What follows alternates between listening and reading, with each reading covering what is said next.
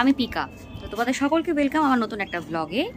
Basically এটা একটা Sunday blog. ওকে, তো রিসেন্টলি প্রচুর লোকের ইন্টারভিউ দেখছি, প্রচুর লোকের পডকাস্টিং দেখছি। তো অ্যাকর্ডিং টু দেম তারা হচ্ছে মিডল ক্লাস ফ্যামিলি থেকে বিলং করে, অথচ তাদের কাছে গাড়ি থাকে, তাদের কাছে আরও এমন অনেক কিছু থাকে যা হয়তো অ্যাকচুয়ালি এরা মিডল ক্লাস তাদের কাছে অ্যাভেলেবেল নয়। ঠিক আছে, সো ডিফারেন্সটা কিন্তু অনেক বড়। ওকে, আমি কারোর সাথে কোনো তুলনা করছি না, বাট এই যে মধ্যবিত্তের সকাল, মানে আমাদের সকাল, রবিবারের সকাল এইভাবেই স্টার্ট হয়। ঠিক আছে, মানে ওয়াশিং মেশিনটাও কিন্তু আমাদের কাছে কথা করতে হবে সবার কাছে অ্যাভেলেবেল নয়। তো সো ট্রুলি মধ্যবিত্তের সকালগুলো কিন্তু এভাবেই শুরু হয়। অ্যাজ আ ওয়ার্কিং ওম্যান আমার বাকি দিনের সকালগুলো শুরু হয় কাজ দিয়ে, রান্নাবান্না দিয়ে, পড়ানো, সারাদিনের কাজ, বাড়ি, আবার টিউশন, আজকে সানডে, তো পেন্ডিং ওয়ার্ক যেগুলো থাকে টাইম হয় না তোমাকে বাঁচার। তো চলো শাড়ি যেগুলো আর এক্সপ্লোর করি ট্রু মিডল ক্লাস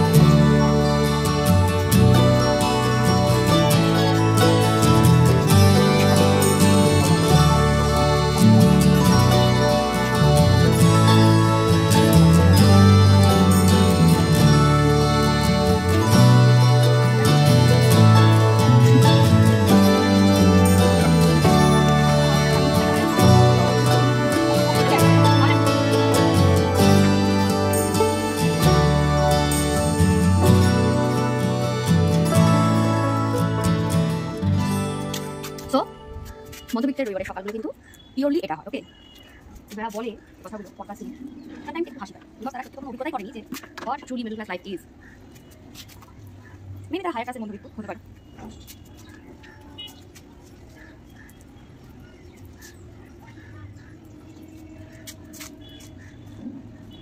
চলো দেখি নেক্সট কি করছি।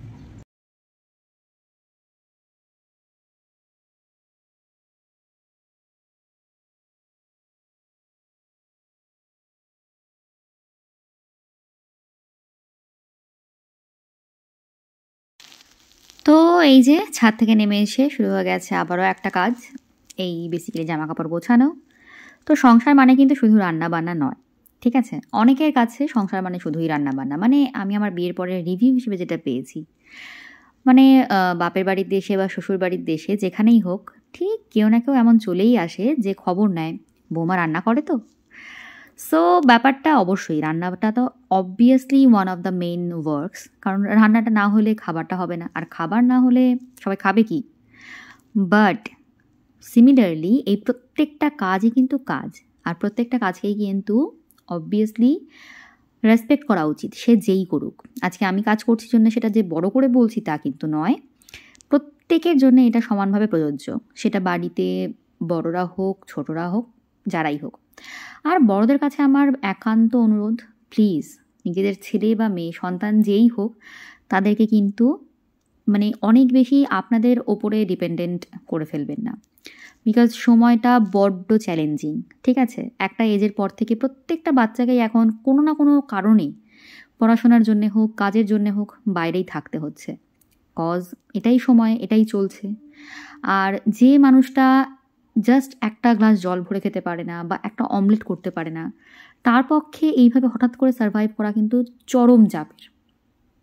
আপনাদের প্রত্যেককে, শুধু আপনাদের কেনা যায়, আমরা যারা আপকামিং পেরেন্টস, আমাদের প্রত্যেককে এটা মাথায় রাখতে হবে যে আমরা কিন্তু ফরএভারের জন্য নয়, আমরা কেউ নয়। আমাদের মধ্যে সেই অসীম ক্ষমতাটা নেই যে আমরা একটা মানুষের জন্য সারা জীবন থাকব। হ্যাঁ, এটা মানে শুনতে করা লাগলেও এটাই সত্যি।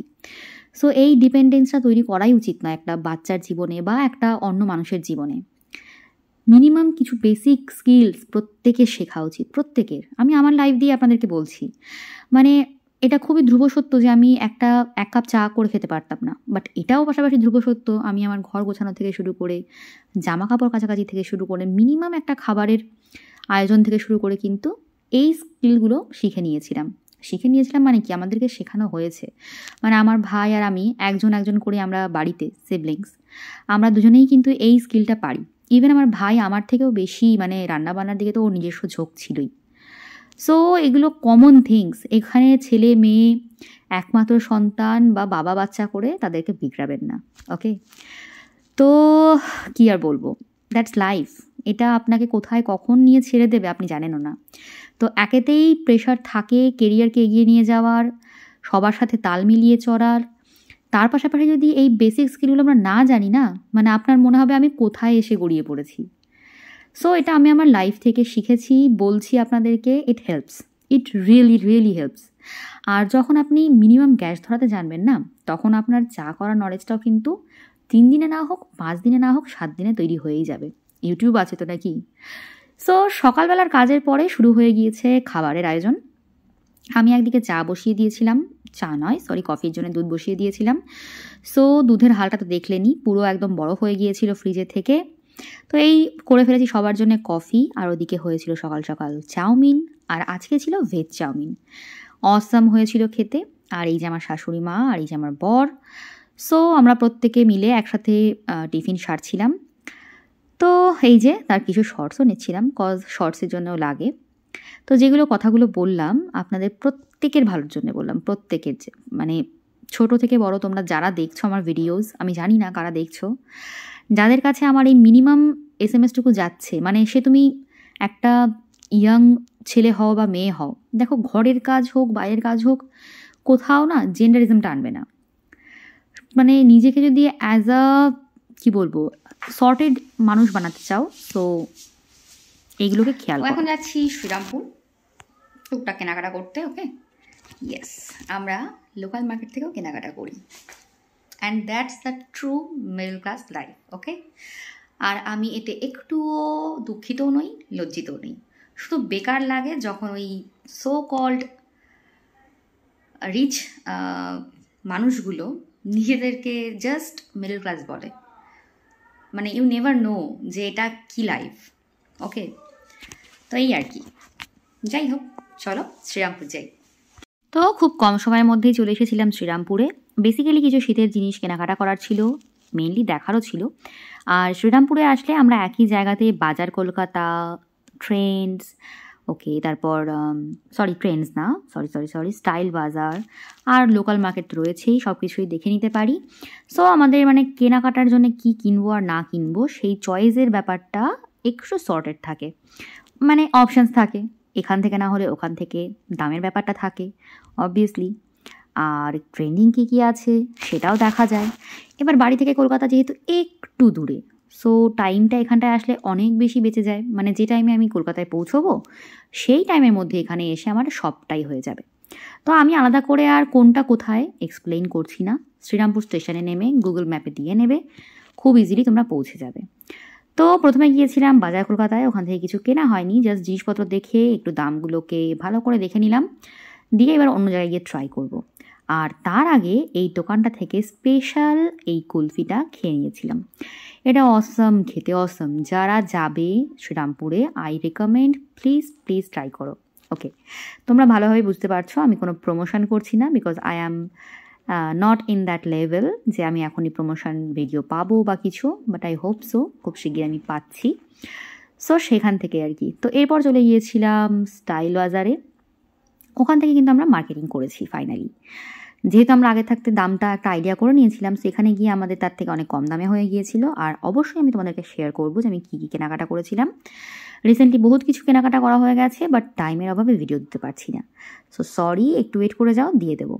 তো এই একটা জায়গা, এখান থেকে ঘুগনি আমরা যখনই যাই, মানে এটা অ্যাভেলেবেল পেলে আমরা তখনই খাই, এতটাই মজার। ওকে, সো 30 টাকা থাকে প্লেট, মানে মিনিমাম, বাট মানে দুজন মানুষের জন্য এনাফ। দেন আমরা কিছু লোকাল মার্কেটে সব জিনিসপত্র দেখাদেখি করছিলাম। আমি এখান থেকেও কিছু জিনিস কিনেছি। সো তোমাদেরকে একটা আউটলুক দিয়ে দিচ্ছি। মানে স্টেশন চত্বর থেকে এখানকার মার্কেট স্টার্ট হয়ে যায়, আর এতটাই হিউজ মার্কেট যে মানে কোনটা ছেড়ে কোনটা নেবে এরকম একটা ব্যাপার থাকবে। ওকে, আর এখানে শ্রীলেদার্সও আছে, যেটা তোমরা চেক আউট করতেই পারো। সো অভি ফেরার পথে ওর জন্য এই জ্যাকেটটা নিয়েছিল, যেটা কেনার পরে ও চরম চরম চরম খুশি ছিল। তো ওর বাবা মা বলে যে ও নাকি ছোটোর থেকেই এরকম, মানে নতুন জামা কাপড় থাকলে ও ভীষণ এক্সাইটেড হয়। আর আমি অল টাইম ট্রাই করি ওকে ক্যাপচার করার, বাট পারি না, কারণ ও ক্যামেরা দেখলেই কনসিয়াস হয়ে যায়, আর ব্যাস ক্যামেরাটা থেকে মানে কী করে নিজেকে এসকেপ করবে সেই চিন্তায় থাকে। তো তবুও মানে বকাবকি করে মানে সেই কোনো রকমে ওকে আমি যেটুকু পেরেছি ক্যাপচার করেছি। আর ওকে এরকম খুশি হতে দেখলে আমি অটোমেটিক্যালি খুশি হয়ে যাই, আমি জানি না কেন। মানে ইটস ট্রু এনজয় না, একটা জামা কাপড় কিনিয়ে মানুষ এক্সাইটেড হবে, এটাতে স্বাভাবিক। আমরা সেটা পারি না চক্ষু লজ্জার খাতিরে, বাট ও একদম যেটা মনে আসে সেটা প্রকাশ করে, শুধু ক্যামেরা দেখলে ও কনসিয়াস হয়ে যায়। ওকে, তো এই ছিল আমার আজকে সারাদিনের ভ্লগ, সকাল থেকে একদম রাত অবধি। এই যে আবার ওকে ক্যাপচার করতে গেছিলাম, ওর মানে আবার কনসিয়াস। তো রাতের খাওয়া দাওয়া ছিল আজকে এই এত কিছু। সো চলো এবার আমরা ডিনারটা সেরে নিচ্ছি আর এখানেই বিদায় নিচ্ছি। সো কেমন লাগলো ভিডিও অবশ্যই কিন্তু জানিও, আর অবশ্যই পাশে থেকো, এটা তো আর বলার দরকার নেই। সো নেক্সট ভিডিও আসতে আসতে সবাই যেন অনেক ভালো থেকো, সুস্থ থেকো। So till then, tata.